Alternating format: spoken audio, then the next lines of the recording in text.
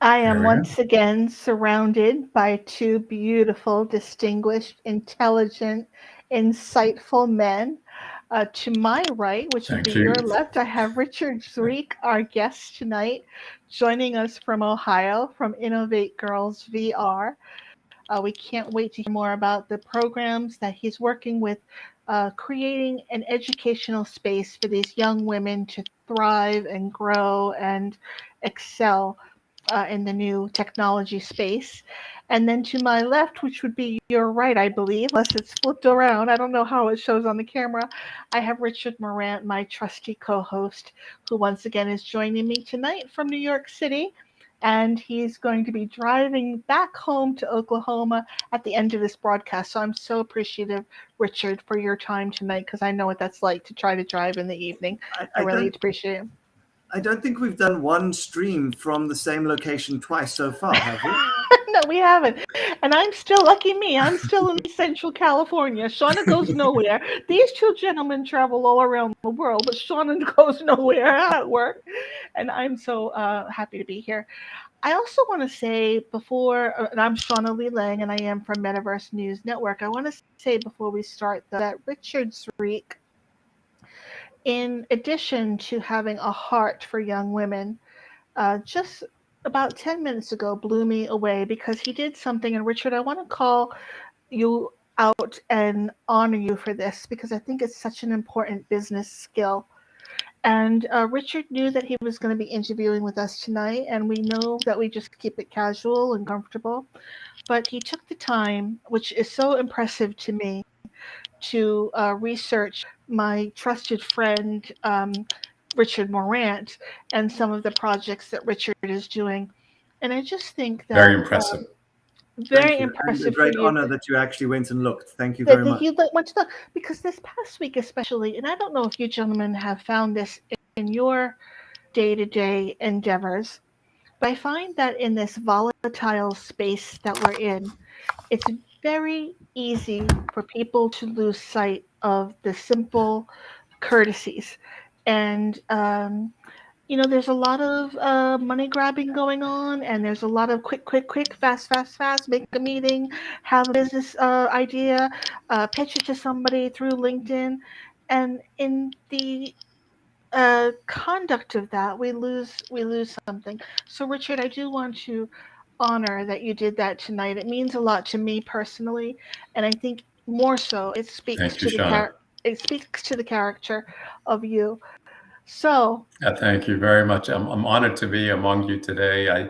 I love what you're doing, Shauna, and the work that you've done over the years with all the way from working with the state of Florida on human resource planning to the work you're doing with technology today with the Metaverse News Network and the heart that you have to come and help others on this journey. You've been with us at Innovation Girls VR yeah. for quite a few months now, and you've helped and inspired many young girls on this journey as well. And thank you for It's that.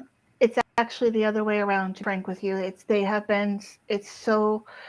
Uh, it's so edifying to see that first of all, young women can learn these very difficult skills if they have the right mentorship, and secondly, that uh, they put their heart and soul into these projects and they're excited about them, that they have a love for the space, and it's just refreshing to know that.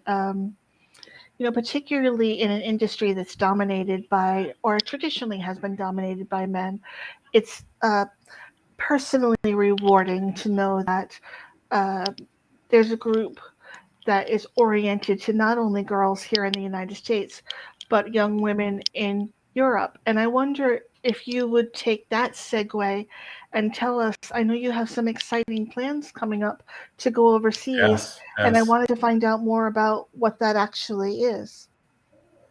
Yes, yes. I'd love to. I'm going to give you a little bit of a background about who we are, what we do, and where we're going with the next phase of our platform. So, um, I'm a husband. I consider my father. I introduce myself as a father of two young girls and somebody who was receiving his daughter in the hospital one day, and something shifted in my brain. I don't know what happened, but I went back to work. I was working for corporate Japan at the time. I was in the innovation space, working on retail innovation with Nissan in Dubai and handling part of their work in North Africa and part of Russia. And I go back to the office. I would fly to Tokyo once a quarter. I went back to the office and I walk in, and for the first time after working for a good 6 years with these PhD women, I noticed that they were making coffee for the men and answering their phones. And these are very highly qualified women, and that was 2006 Japan. And it struck me a sense of shame that I did not notice that before. And I decided right there and then I'm going to pay attention in the world. So I went everywhere I went in the world. I had a little pocketbook. I would take notes. I like to still use a pen and paper these days. So I would go back home and I'd say, Rita, we have to do something about it. And she looks at me and she says, I've been telling you for years, and now that your daughter is born, you're paying attention. She was way ahead of me on that curve. And after our second daughter was born, we both decided to quit our corporate jobs. Rita was also working in the innovation space with Mars Foods, and that's where I met her. She was based in Dubai as well. Rita and I decided to go on this journey of lifelong learning to figure out how are we going to really make a difference and impact a large number of young girls and figure out a business model around it. How do we create a shared value model? And the conclusion after many years of trial and error, launching startups and failing, we've launched 2 of them that failed and another one that did okay and another one that did well. And now we're on the final, and hopefully the one that's going to carry us through the metaverse is Innovation Girls. Innovation Girls is now called IVG World. We're going with a new name.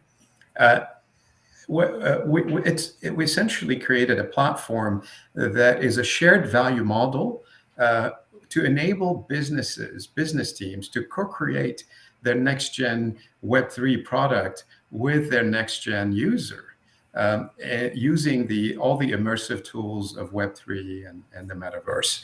So, and why we do it, we want to inspire and train the next generation of builders and designers, female builders in that space, and to really achieve our vision of equal participation in the second economy of the metaverse. We see it as a monumental moment in our lives. It is a once in a lifetime opportunity to right the wrong, because we could not do it in the physical world. Today, it's going to take 10 generations, 257 years, according to the World Economic Forum, for us to achieve gender parity in the workplace. But the metaverse gives us an opportunity of a lifetime to do it in 1 generation instead of 10. If we can get this generation that's now at this entry point, which is the 1% build of the metaverse, if we can get them today intentionally designing into it equal participation, if we can come in with intent right now, within the next 20 years, we don't have to look back and say, oh my God, 90% of the code is built by the boys. Oh my God, we have 13% of all STEM is women, and less than 2.4% of all venture funding is going to women in today's world.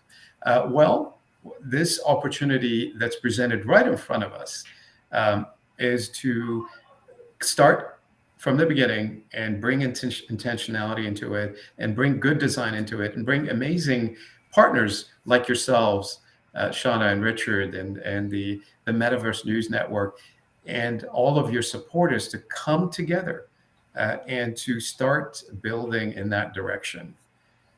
So today, in the last 2 years of our existence, we have created the right product, the right model to to make a difference for young women between the age of 12 to 17. That's our focus group. And we have figured out how to work with the parents, with the young girls, and work with mentors, work with the businesses and the mentors that come from the businesses, and the mentors that come from Innovation Girls, and the community at large. And we bring all of that together in a very cohesive, innovative way to bring not only education, but empowerment, knowledge that is on the edge and on the cusp of what's happening today, getting them exposed to NFTs, getting them to design NFTs, create their wallets at the age of 11, 12, and to start to bring them in this new world and ease them into it without fear, without anxiety, turn them into designers and makers instead of them being considered as consumers sitting on the consuming end of the equation. So that is our hope and excitement. And I mentioned to you in the last 2 years, we tightened up our model, and we started working with Verbella. I don't know if you're familiar with Verbella. That was on the days before all of the virtual reality headsets 2.5 years ago. We were creating our avatars. We were going into our laptops and working in our immersive spaces. And then when the Quest came up, the Quest 2, we started to buy the Quest and hand it over to the young girls. We focus a lot on minorities and the underserved, and we work with social workers, and we meet with the social worker and we hand her the Quest, and we say, please take it to this young girl who's living in a safe house with her mom. We have a number of young girls in those situations, but what we believe that we can be an equalizer. Mm-hmm. One of the young girls came up with the idea of, you know what, we need to revive that kid in us, that inner kid. And remember how we were in kindergarten. Remember, Shauna, you would walk up to somebody and say, I'd like you to be my friend. And boom, yes, let's be friends. And you develop those lifelong friendships. I still do it. This is amazing. See, that's what I love about you. You're uninhibited. But it doesn't work. But you have to try. You got to keep trying. Now we just use LinkedIn. Right. Exactly. But we have young girls that are from very wealthy families becoming good friends with girls who come from very difficult backgrounds. And we're fine. We're comfortable. We walk in with ourselves, with our avatars. The only thing that matters is our mind, our creativity, our ability to produce and create, instead of worrying about what age it is. In the physical world, a 12-year-old can never develop a friendship with a 15, 16-year-old. It's very difficult, especially young girls. But in the digital world, in the metaverse, in our immersive space, it happens. They become good friends. It doesn't matter what age it is. It doesn't matter what gender or what you call yourself, or what. It's all about your mind and your ability to be creative and produce in that space. So we have so much fun with it. We've been working with a number of big companies in that co-creative effort. Mm-hmm. We have worked with chemical companies in Colorado. Chromatic Technologies Incorporated is one of them, where the young girls come in. They are immersed in our program, which starts with systematic inventive thinking.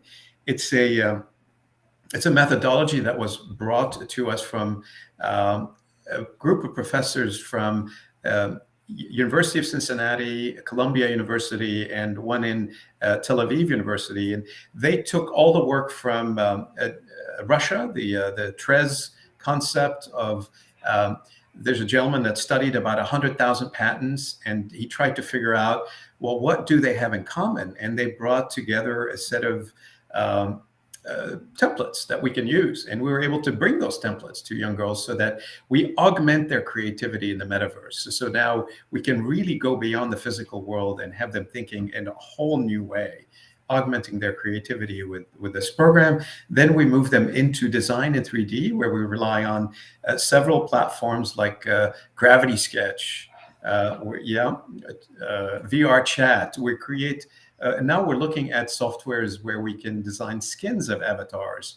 So we become adopters of several different areas of knowledge in the metaverse, and we're starting to design our own game where the young girls come in and play different levels of gamified learning to be able to go from phase 1 to phase 2, phase 3. And when they're ready, we take them on this journey of co-creation with the businesses, where we develop relationships. I talked about mentorship, but more importantly, if we want to get to this parity, to this equal representation in 20 years, we're creating a path to employment and a path to entrepreneurship at the same time. So you meet a young girl at the age of 13, 12, and 13, and you start to co-create with her on your existing product line and your existing processes, whether you're a manufacturer or you're building a product and you want to work on Web3 designs for it and start to dabble in that new world. Well, guess what? You've created a relationship. And now you got to know this young girl. And when she gets to be 16 or 17, she's ready for an internship. She's ready for an apprenticeship model, like the German apprenticeship model. I don't know in South Africa if they have a formal apprenticeship model. No, Richard. I mean, there's some formats of that, but much more in the localized sense of there's still the herders, and there's still, like, you go up into the Drakensberg near Lesotho, and there's the young men that still go out and their job is to herd the cattle. And even though they're teens, they're still doing a little bit of homeschooling, but their job is still out there with the cattle. So there's that far back in the technological advancement that can still be in Africa, which leads me to, I think, that the question that I come across the most for this is, where do you see the difficulties to entry into the metaverse and for girls affecting what you're doing? That's a very good question. Thank you for asking it, Richard. The difficulties really are this business model has never been tried before. It's very new. It's super. You have to get your head around it as a business person. If you're telling me that, I'm in one of the Fortune 50 or Fortune 500 companies, and I've been hiring the biggest agencies, and you want me now to sit at the boardroom table with a 12-year-old or a 13-year-old girl, how could she possibly really bring about this innovation that I need for my business? And when we do sit down with them, the amount of explosive creativity and innovative thinking and the concepts that are presented forward with at times we have designs of minimum viable product. For example, the chemical company that we worked with, to give you an example, we've worked with Kroger, with CTI, we're working with GE now. So imagine they have been in the business for 21 years or 22 years, and their engineers and their marketing teams have come up with innovative ways to apply their pigmentation, the chemical pigmentation they use on a Coke can, which is activated with thermochromic, hydrochromic, and it works on temperature, on pressure. It works. The young girls took figured out the basics of how the business operates and how the chemistry operates, and they came back with 45 different concepts, innovative concepts for them to be used in this hybrid world of the physical space and the metaverse.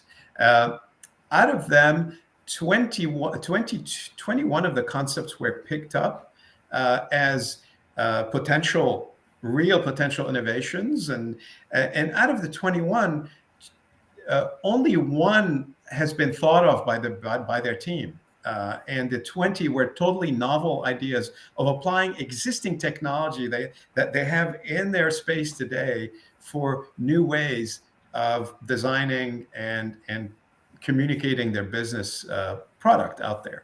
So it is totally surprising, and it blows the business people's minds to see how the young creatives can not only produce concepts, and they can actually come up with designs of these concepts. They can actually evolve with the thinking in a very, very fast 4-week, 3-week, 4-week engagement. I mean, things that the business needs to take 3 to 4 months to 6 months thinking about it and working on it. So yes, the difficulty is just getting through this mindset and being able to break through and having people just to say, we have an open mind, we're willing to explore, we're willing to invest in the youth, and to start building relationships. So now we're more and more showing the businesses a very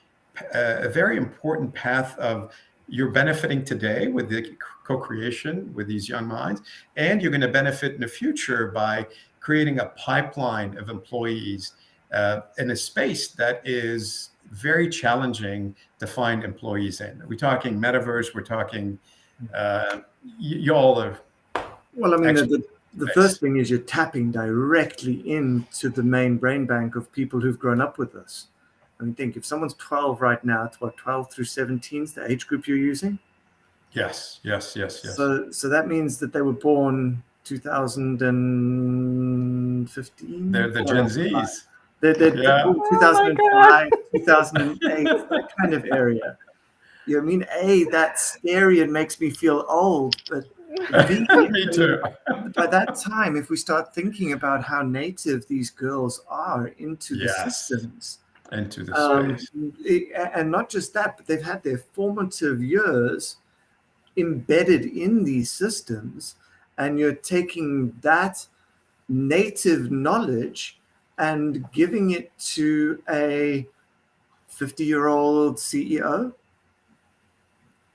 I mean, I can't think of a more divergent mindset, let alone not just creative, but life mindset of what they've got. Not just the naivety of I can take on the world and do anything, but also I know the parameters better than the 54-year-old CEO. Yes. But here's the thing. Sorry, Shauna. I mean, one of the things that I wish I got to see was sitting with you is watching the little light bulb moments goes off in the girls' heads.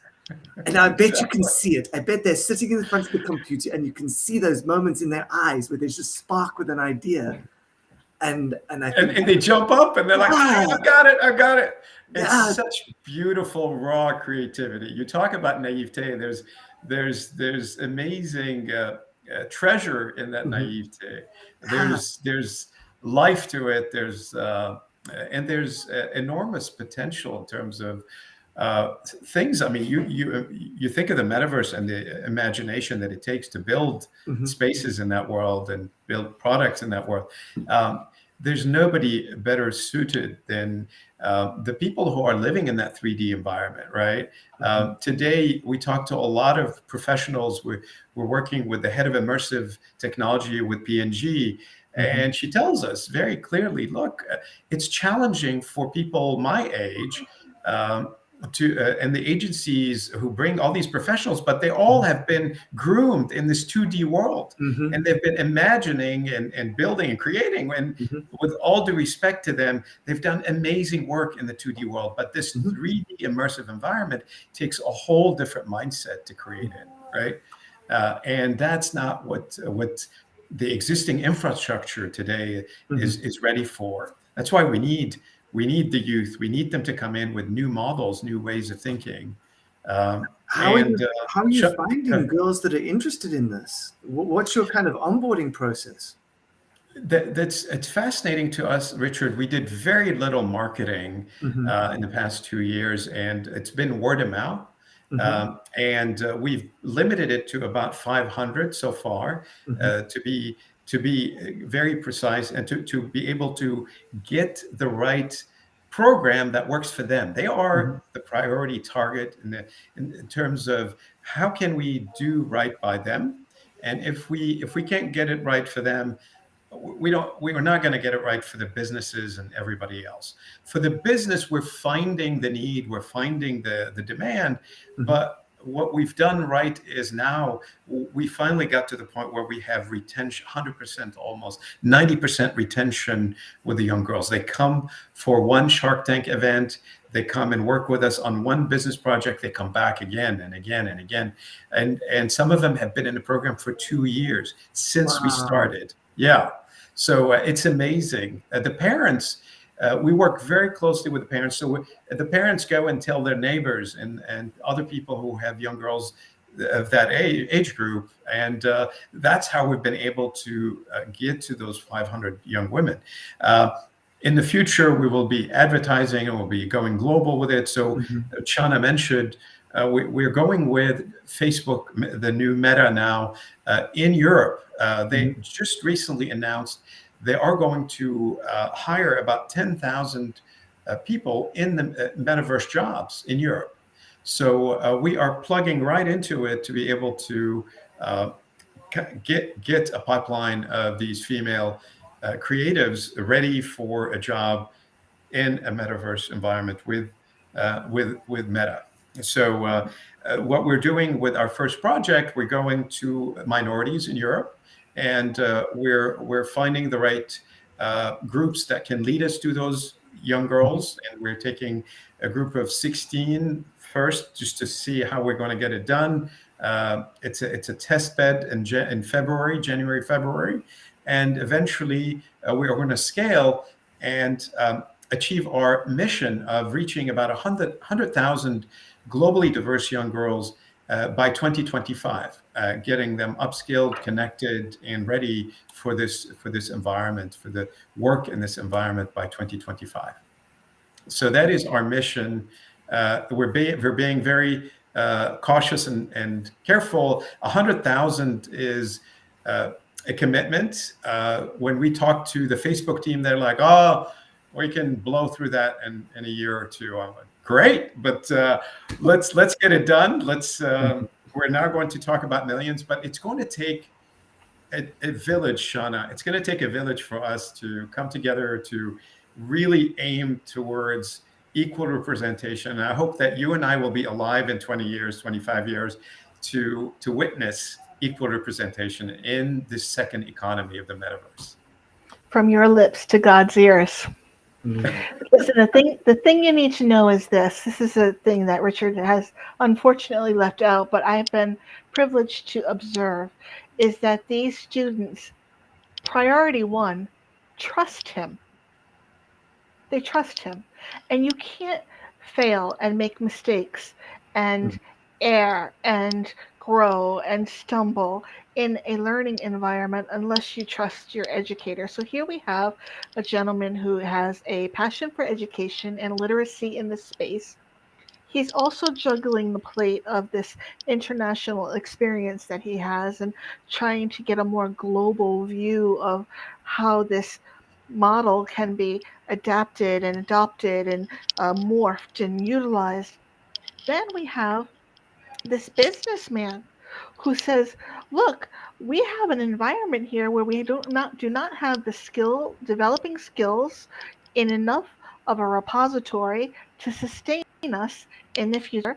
I'm going to get busy. I'm going to get busy with a group of people that have been historically disenfranchised from the system. So he's juggling that piece, the equity piece, the business piece, the literacy piece. Richard, I just, after having had the wonderful opportunity of observing how you do that on a day-to-day basis is really quite admirable and really an exciting thing to see. Because I think if people feel safe, irrespective of their young men or young women, if young students feel safe and they know that the person that they're entrusting with their stumbles and their attempts is going to allow, on the one hand, the creative ideation, which you do so beautifully.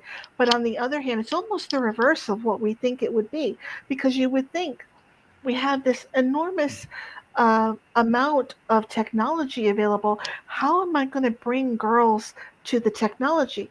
It's actually the reverse. What he's doing is he's bringing the technology to the brain. But Richard, I want to talk to you about something else. If I could just take a little side detour. I had this week the experience of participating in a group that was addressing safety, child safety in the new metaverse. And this is um, it's a subject that we've heard a lot about in terms of gaming and our youth's participation in chat rooms and in walled gardens where, we don't maybe have the access that we would have in a decentralized open metaverse. Um, how do we how do we simultaneously pave a pathway for people to grow and see opportunities and know that there's no limit to the creation, but at the same time operate in uh, a guidance, a guide, a mentor, a protector? How do we strike that balance? It's a very good question, Shauna. It's always challenging for us as parents. We have two daughters, and we're always looking at this technology and wondering where do we draw the line? How is safety going to really come into play here? And it's um, it's it's very interesting to think of how the metaverse is going to give us uh, token with blockchain. If you think of protection and security, I think we're going into a better direction, into a better world of tokenized and blockchain enabled encirclement of areas where you can bring a group of people and you can give them a safe space. You can with scale from all around the world, we can give them friendships and new environments for them to hang out in a safe and tokenized and blockchain environment. We we have been bringing a mix of the two. We have bringing a hybrid version where we are very in close contact with the parents, each parent, and we are always dipping in to figure out how are we drawing the lines? How are things there? Um, is the use of the technology excessive? Are you noticing anything different? Are you worried? Is there anxiety being built in? That the least thing we want to work on is creating anxiety for the young girls. They have enough problems with Instagram anxiety and Facebook anxiety and TikTok anxiety. So we need to keep all of that in check. It's a fine balancing act.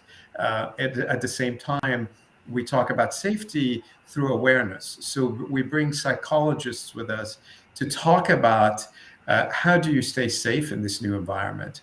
What is safety for you as you walk into an environment like VR chat or uh, are you going to be quickly taking advantage of the tools that you have? Like in Horizon, you can click a button and you can mute others and you can immediately take action, which is wonderful. I mean, having awareness around this stuff and building it into our own spaces, like what for Horizon has done, is so critical for us to be able to take immediate action to get rid of all the insanity that could happen in that space. So we're keeping our network tight at this point because we are coming together on a common vision. And the young girls are excited about this common vision. They understand the challenges. They see their mom going through those challenges. They see themselves going through these challenges at school and in their environments, in their communities.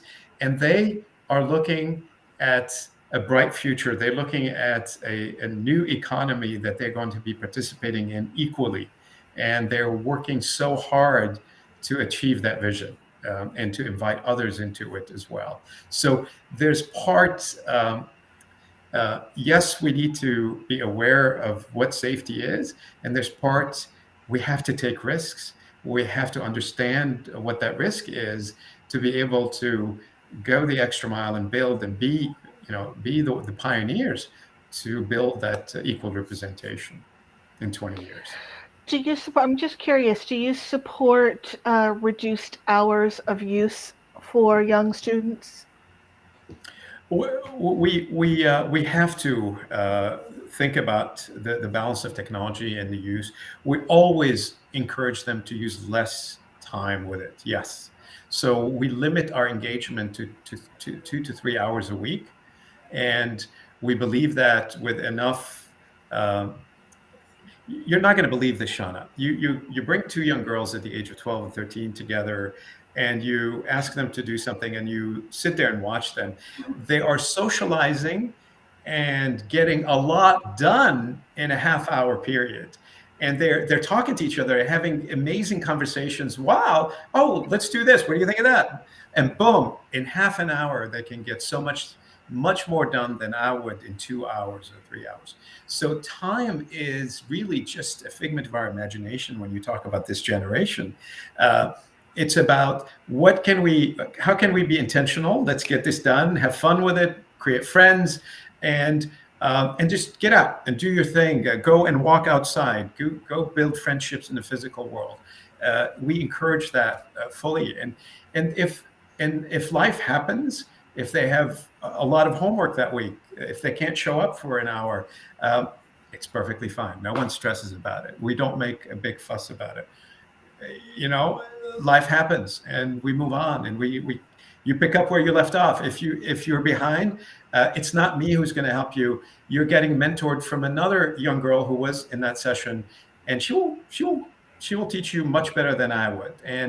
And that's what we realized very quickly, is that they become better mentors for each other than we can mentor them, because they learn so much better from each other, and they learn themselves as they start to mentor others. So, for example, our walk into Europe is going to be mentorships that are happening from young girls their age in the US. So we will meet on Saturdays, where there's no school, and they can spend an hour together. And the mentorship happens in the morning, our time, and in the afternoon in Europe. So this is happening. They turn into mentors. The one element that I forgot to mention, it's extremely important, and I apologize I didn't mention that. The young girls are compensated $30 an hour as they work on projects for businesses, and they are paid that kind of money when they mentor others, when they go on a mentorship journey to help others learn. So the way we grow as a business, we are a decentralized DAO. We are going to hopefully soon register in Wyoming, and we're working towards a complete ownership, a community ownership. So the young girls will become owners of this platform. And our whole intent is for them to realize abundance in this metaverse, drop NFTs, and hopefully create the wealth and the abundance that they need in the physical world for their families to come out of the situations they're in, to help their families, to help themselves, and to become fully versed in this new economy. So we get them to value themselves very early. You're making $30 an hour at the age of 12. That is powerful messaging. When you become 18, you're not going to come back and work for $11 an hour, right? You are going to push forward. You're going to have to push forward and see yourself in whole different terms. So I hope you answered your question, Shauna. You did. And, the three of us have been so blessed that all three of us, particularly, I'm going to defer to Richard Morant on this particular question. And Richard, I'm curious as to Richard Morant, what you think about this as well. Richard has, I think, traveled to every corner of the globe, and there's not a stone that he has not yet unturned. So that he's been very blessed in that way. And I know, Richard, you've had a full life of travel, particularly overseas in Asia and in the Middle East, as you mentioned. when we think about young students in the United States and our centric culture here in the US of having all of this development so easily attainable and so rapidly, you just pop on LinkedIn for any course of the day and you can pretty much kind of catch up with what's happening. You have access to that kind of um, news reel, if you will. I'm wondering where the both of you think, as you've watched the spaces, that where in the world do you see a comparable or a contrastable environment in another country? What's I look towards just tonight. I posted about an article on Dubai and an article on Africa, and so I'm curious as to what your thoughts are on what you see for rapidly developing or far behind in terms of student education and getting them ramped up to participate in the modern environment. Go ahead, Richard. I'd love to hear your opinion on that. I think I want to step it back a layer before we talk about metaverse of this and talk about the lead up to it. And that's the freedom that electricity brings to women. Mm. We're not just talking metaverse, we're just talking basic lights, electricity, some form of cooking, some form of electricity in the household, and what that does to free women in the third world. I think before we start talking about complete equality in the metaverse, getting power to places that this is going to be necessary is a kind of a forerunner to where we really want to be, because without electricity, none of this equality is accessible. So then we're becoming a very privileged society where only the privileged to have access to the electricity have access to the privilege of the education that you're providing. So my kind of question to add on to Sean is how do we first get the idea of global electricity to the point that it's able to free women from daily tasks to be able to learn across the board what you're teaching? Because I see the validity in what you're doing, and the scope of what you're doing is incredible. But I think where the true value of that lies is getting it to the women who already don't have electricity. Mm. And where do you see that bridge being gapped before your product is able to do that good? That is very astute to think of that progression. And what we believe in, it's a bridge. We believe it's a bridge to a bridge to a bridge to get us to where we go. But the bridges are really leaps and bounds of where, think of the days of how Indian villages have been able to go and go beyond having to put in landlines, and bringing in cell towers, and now internet connections in a whole new ways, being beamed from the sky with satellites. So we have to think of these leaps and bounds, and every bridge we cross, we keep praying, where's the next innovation that's going to help us go beyond the landline. And if you think we have challenges in India, if you have been hiking Appalachia and different parts of the country, we don't have good internet in the entire Appalachian Mountains of America. We're talking millions of people and young women in particular who don't have access to good technology because of the limitations of the internet.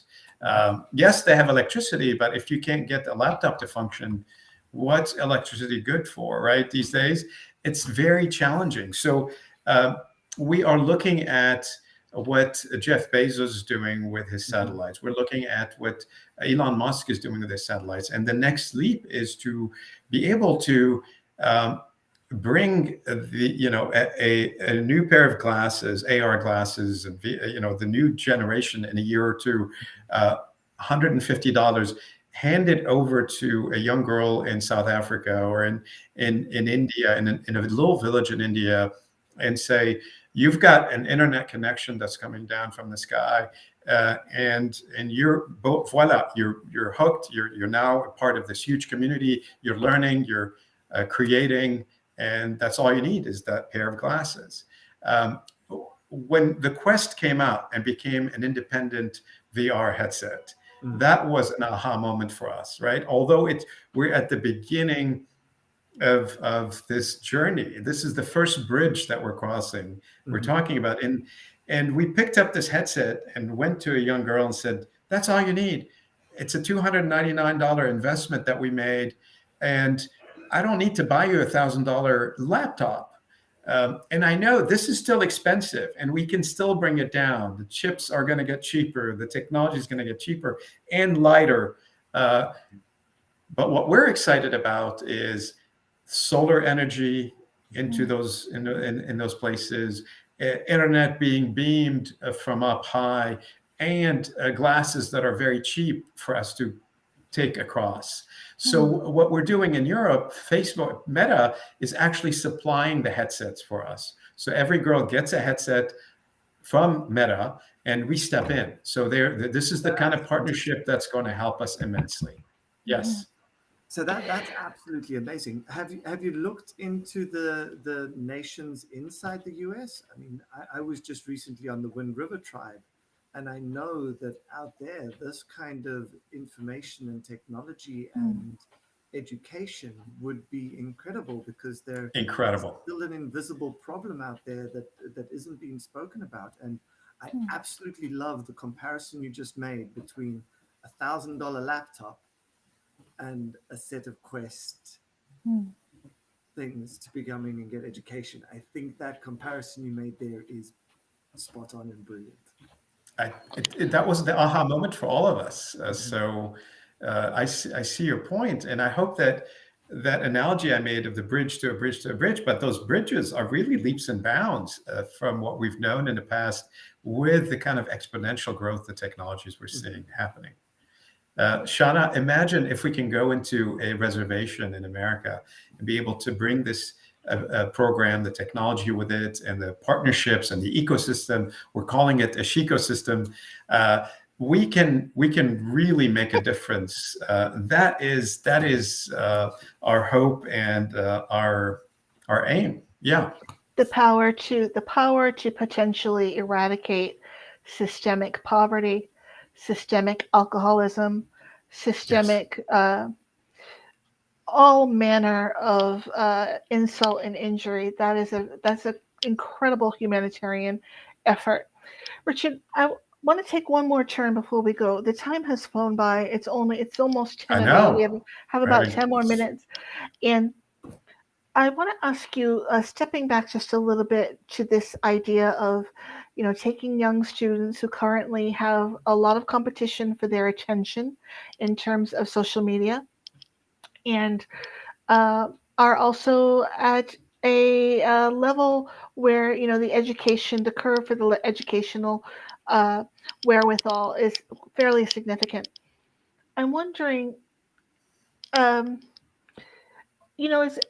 I've been with the internet now since the day it came out. I'm sorry to say. Isn't that amazing? Me too. I've been around the block. And I have seen some amazing, incredible, inventive young men grow up into maturated businessmen with significant reach. But they have been all men, and particularly in the social media sphere, since that's the thing that does grab our young students' attention, and particularly our young girls' attention. It seems a little bit counterintuitive that how do we balance the Elons, the Bill Gates, the Mark Zuckerbergs, all I could name 10,000, the NVIDIA and Roblox, and these are all male-dominated businesses and industries. If I were to say to you, Richard, can you tell me? I'm a young girl, and I come to you, and I want to learn, and I'm interested in the space, and I look at it as a great exploration, and then I say to you, I don't see myself I don't see a woman who is leading a high-tech company, who has made billions of dollars, who's, as you mentioned earlier, I know you come from a venture capitalist background, who's sitting at the helm of a VC organization. If I even had the knowledge to know at that age, at 12, 13, 14, what a VC firm is, what do you say in return to that statement? What do you say when there's nobody to mirror? It's fascinating, when imagine somebody saying that, and we've had a number of young girls express those thoughts in some form of another or another. There's a lot of self-doubt. We all have self-doubt, but they have it more as they are bombarded by social media and the pressure of the likes and the hearts. They when they come to us with that kind of question, we open up the books. We refer them to some amazing books that were written about women in the history of computing. And recently, there's been a great book by, this is like one of our favorite. It's called Mother of Invention. Highly recommended. Her name is, and the name is escaping me right now, but a phenomenal book that talks about how women played a central role in the rise of technology during World War II and even post that era. They were the dominant figure, and they created some of the biggest businesses in computing at the time. Some of them went on to create their own ventures, and they did very, very well. And somehow, men realized we can't have these women taking up all that power. We need to change it. And then we needed, in the UK, it was the biggest blunder. And I love how Marsal, she's a great writer, by the way, how she describes the blunders that were done by the British government to bring in male managers into these businesses, these tech businesses that were dominated by women, but they wanted to manage them. They wanted to bring the men in somehow, and it was an absolute failure. They were not able to educate them. They wasted a whole bunch of money as the British government, and it was a failed exercise. But somehow fate took on, and change happened in our world in the 20th and 21st century. So we take them back and we show them that it's happened before and it can happen now. There's many role models in history. It's about knowing the technology, knowing the space, knowing the history of the space, and having it told from a female perspective is extremely important. So the idea of awareness is really important, but also what's much more powerful, Shauna, is when they get to understand and embody the vision of being intentional today about bringing equal representation in the second economy of the metaverse. In 20 years, they're on a course. They believe that they are part of something bigger than themselves, much bigger than themselves, and that is so empowering, and that is so also anchoring. And we keep reminding them that we're approaching technology from a completely different angle. There's a lot of people out there that are bringing coding to young girls, and I honor what they're doing. And I love girls who code and how they've been able to reach girls all around the world. Unfortunately, Shauna, the numbers are dropping. If you look at the rate of young girls adopting technology, it keeps dropping. Even with all of these interventions, we keep looking at every high school program, at every college program that involves technology, and there's only 8 to 10% representation, female representation, and it's completely bonkers what's happening with that drop, and we don't know why.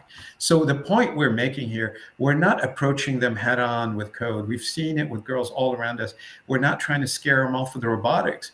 We come in with design. We come in with beauty and art and photography and all of that beauty that is available for us in the metaverse.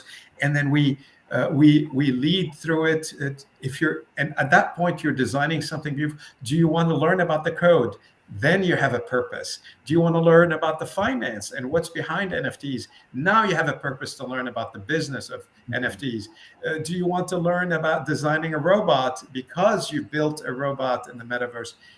Yes, this is a different approach we're taking, and I think it's resonating, and young girls are loving it, and that's why we're on this journey to make a difference.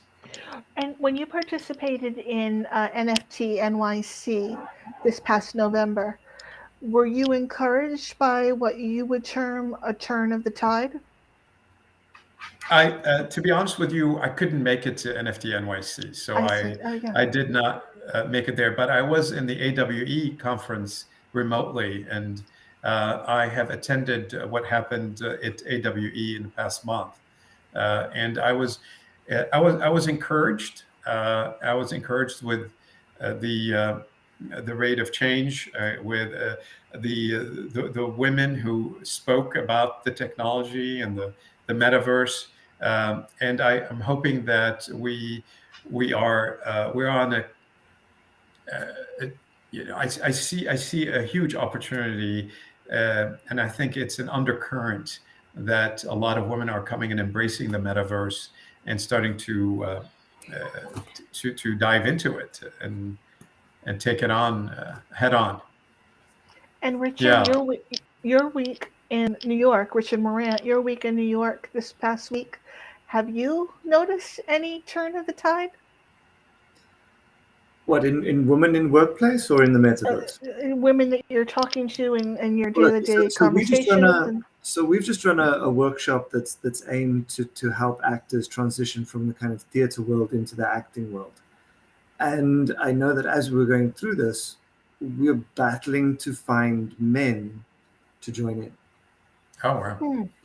So the passion of women to come into performance and art, and thereby learning a little bit more filmmaking, is where we're trying to kind of focus that. My wife is very active in the female roles and is very proactive in trying to show that women can do anything that a man can do. I mean, there's not a single meter on that hike that she didn't do right in front of me. You know what I mean? Anything I can do, I guarantee you she can do. And most of it, she can probably do it better than I can. It's true. I imagine. It's true. I can only imagine. It doesn't hurt that she's a dancer also. It's very physically I mean, fit. I was to keep up with her going up the mountains. It wasn't the other way around. Let's be very fair about this. So it's fascinating for me to see that in the arts world, overall, that I'm interacting with, so in the TV side, the film side, the theater side, and now the photography side and the NFT side, there is a lot more female participation out there than men. And what's strange for me is, even with that volume of female participation that we're seeing kind of at the ground level, it's that breaking through that doesn't seem to kind of take place. And that's where I think something like what you're doing is so incredible, because you're actually taking women and giving them the mindset to go through with it. And I think above all else, that giving women that confidence and that belief in themselves, that somebody believes them, somebody believes in them, and somebody is there to support them, is an incredible infrastructure that you've created. Richard Zreik, if there's one thing we can say in closing, we've so much enjoyed having you here with us tonight. Thank you for not only sharing a little bit of your vision, but also outlining what the future holds for you and for Innovate. Is there something that we could all do as we watch this video tonight, or maybe next week or next month? How can we support your efforts? Thank you very much, Shauna, for hosting me. Thank you, Richard, for hosting me. And I would love for us to think of this partnership and think of this big village. And it's going to really take a village to raise those girls. So please stay. We want to invite more partners. We want to be able to have. We want to have folks who can think with us and work with us, and on this journey where we can all participate and pitch in and help the next generation of female thinkers in that space and female creators in that space, and bring the abundance into their world that is rightfully so. So yes, I want to encourage us to go onto our website, ivg.world or innovationgirls.com, and go ahead and put in your information as a partner, or nominate a young girl. Just send us her name and her email address. 12 to 17 years old. We would love to invite girls from all over the world to go on this journey with us. So yes, you can do both. You can work with us as partner in that village, or you can nominate a young girl, 12 to 17, and have us take her on this journey with us, and hopefully we can get there in 20 years. I think. You think is it fair? 20 years, 20, 25 years? What do you think, Shauna? I don't know. Richard? There are days I think it'll happen tomorrow, and then there are days I think it's going to take 10 more years. It's definitely, for me at least, a step forward, step back kind of dance now. I'm so encouraged and blown over by the developments in the technology, but I'm very concerned about the cultural space and what it means in terms of psychology. Just very quickly, before we came on to tonight's brief, I was so encouraged to hear both Richards talk about, trying to strive for a balance in their lives by incorporating outdoor elements. Both Richards are avid hikers.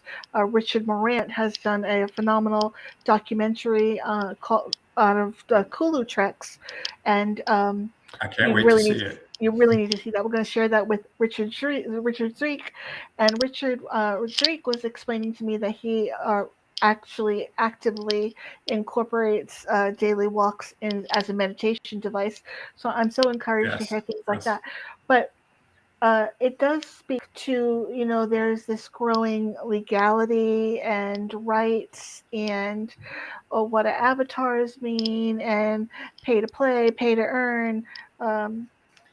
It's a muddied space at the moment, and I look very much forward to clarity and to leadership and to perhaps, without using the word regulatory in a decentralized environment, perhaps some, shall we say, framework that we can all live in and all agree to. So with that, Richard, I will say goodnight. I don't want to keep you, but Thank you very much. We do definitely want to stay on top of what you're doing, your developments, and will you continue to check in with us periodically so we can help you along that way? Yes. Thank you so much for all your help on this journey. Thank you, Shauna. Thank you, Richard. And thank it's you been a for pleasure being here. talking to you. Thank you for having me.